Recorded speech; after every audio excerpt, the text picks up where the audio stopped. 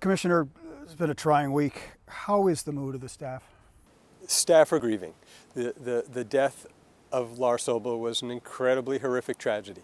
And so staff are going through how to respond in their own individual ways. That I will tell you, it's an incredibly committed and dedicated staff. All around the state, people are pitching in and offering to support our staff in Barre in any number of ways, and it's really heartening to see that. But we're giving staff some time and space to heal in their own ways, so that we did provide support services from Washington County Mental Health right away on Friday and again on Monday, and we're continuing to provide support to staff each day as they need it. So we'll definitely do all we can to support staff, but it's going to be an ongoing issue because this is really, we're all just still reeling from this tragedy. Do we do enough to protect their well-being?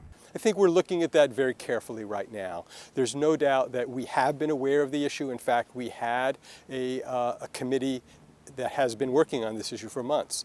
Through our labor management committee, which includes the union and management staff, we have been looking at this issue, grappling with it, and obviously this tragedy, this series of events, has caused us to redouble our efforts. So we're definitely looking at that to make sure we do provide adequate protection and security for staff.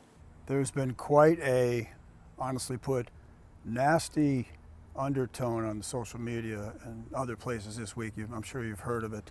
What do you make of all that? Well, we're outraged by it. I mean, we definitely are extremely concerned about that kind of vitriolic commentary.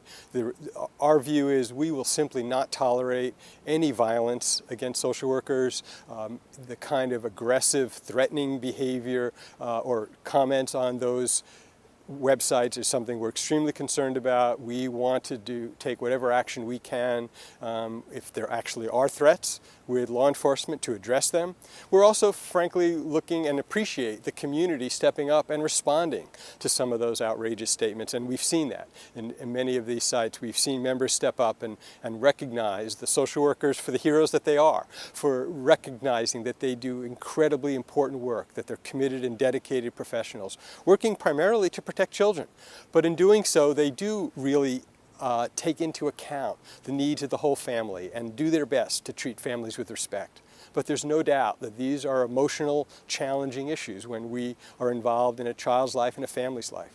The reality is we have families that have significant issues with mental illness, with substance abuse, and they make for very challenging, stressful situations. Our social workers do a great job day in, day out, and so we want them to be respected for the work that they do.